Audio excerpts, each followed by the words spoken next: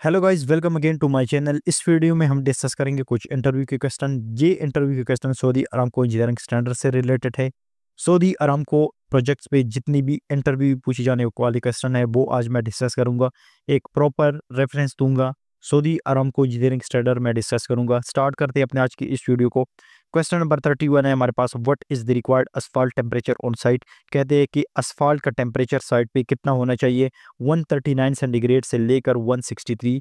साटिब Q006 to 3.6 इसका reference है।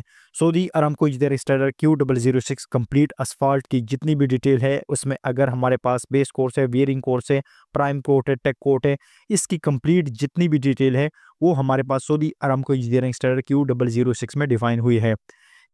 Asphalt का टेम्परेचर हमारे पास जो डिफाइन हुआ है वो साटिब Q006 3.6 में डिफाइन हुआ है। कहते हैं कि हमारे पास साइट भी असफाल्ट का टेम्परेचर कितना होना चाहिए, 139 सेंटीग्रेड से लेकर 163 सेंटीग्रेड तक। नेक्स्ट हमारे पास है, but is minimum total dissolve solid in water curing shall not exceed. कहते हैं कि क्यूरिंग के लिए जो वाटर हम यूज करते हैं उसका TDS वैल्यू कितना होना चाहिए, 1000 ppm। साटिब Q006 टू 3.6 इसका रेफरेंस है। नेक्स्ट हम देखते हैं, व्हाट इज द मिनिमम और maintain temperature of concrete delivery. कहते हैं कि जब हम कंक्रीट डिलीवर कर लेते हैं उस टाइम हमारे पास कंक्रीट का टेम्परेचर कितना होना चाहिए, 32 सेंटीग्रेड। साटिब Q001 3.4 में ये डिफाइन हुआ है। कंक्रीट की जितनी भी डिटेल है वो Saudi Aramco engineering standard Q001 में है। टेम्परेचर कुछ प्रोजेक्ट में 35 तक भी अलोएबल है, लेकिन जो रेफरेंस में है Saudi Aramco engineering standard Q001 में है वो 32 सेंटीग्रेड है। नेक्स्ट हमारे पास है, what is the minimum standard thickness of grout in the bottom of bearing plate. कहते हैं कि जब हम बेस प्लेट में ग्राउटिंग करते हैं मिनिमम थिकनेस हमारे पास कितनी होनी चाहिए, 25 mm। साटिब Q010 01 3.2 इसका रेफरेंस है। अब ग्राउटिंग का जो रेफरेंस है वो Saudi Aramco engineering standard Q010 and Q011 है। कंप्लीट ग्राउटिंग की जितनी भी डिटेल है वो आपको Saudi Aramco engineering standard Q011 और Q010 में डिफाइन हुई है। नेक्स्ट क्वेश्चन है हमारे पास, the width of sand pan shall be 3 meter in सबका area and required only one side of the pipeline. ये बात हो रही है पाइपलाइन के राइट ऑफ वे की। कहते हैं कि जब हमारे पास सबका एरिया आ जाए तो पाइपलाइन का एक साइड पे राइट ऑफ वे कितना होना चाहिए। ये हमारे पास डिफरेंट एरियाज पे यानी डिफरेंट मटीरियल, अगर हमारे पास सबका एरिया आ जाए वहाँ पे हमने पाइपलाइन को बिछाना है तो वहाँ जो हमारे पास राइट ऑफ वे है वो 3 मीटर होगा। अगर हमारे पास रोकी एरिया है तो वहाँ राइट ऑफ वे हमारे पास 6 मीटर होगा। अगर हमारे पास सैंड आ जाए तो वहाँ राइट ऑफ वे हमारे पास 4 मीटर है। यहाँ बात हो रही है सबका एरिया की, तो सबका एरिया में अगर हमारे पास राइट ऑफ वे पाइपलाइन का प्रोजेक्ट आ गया तो वहाँ हमने उसकी विड्थ 3 मीटर रखनी है।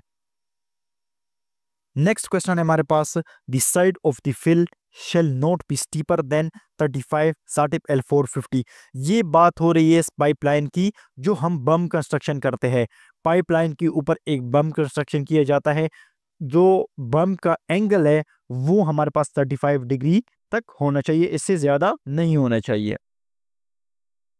इसका जो रेफरेंस है वो भी Saudi Aramco engineering standard L450 में है और इसका जो रेफरेंस मैंने लिया है वो साटिब L450 3.4 से लिया हुआ है।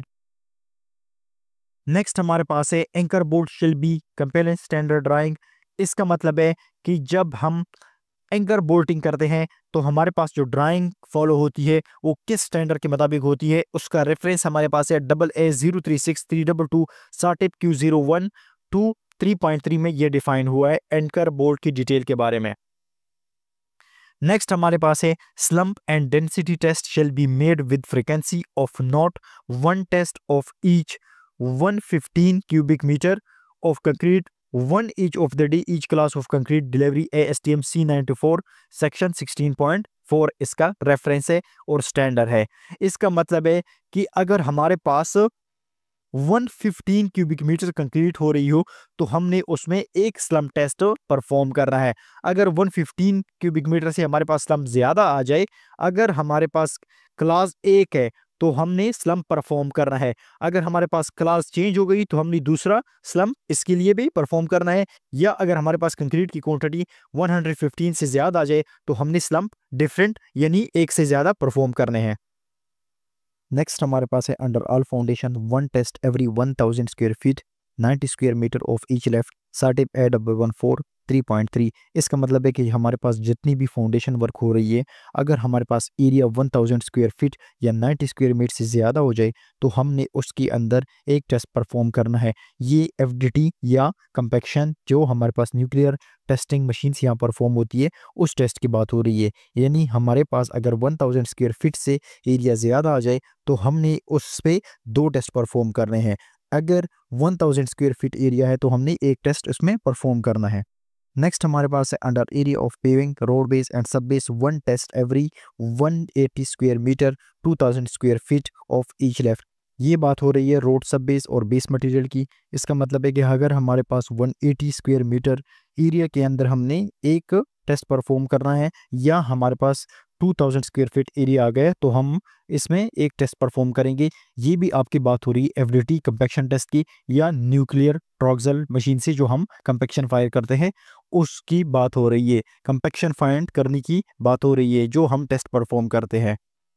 तो होप इसमें किसी भी रिलेटेड क्वेश्चन है तो आप ज़रूर पूछ सकते हैं। Thank you.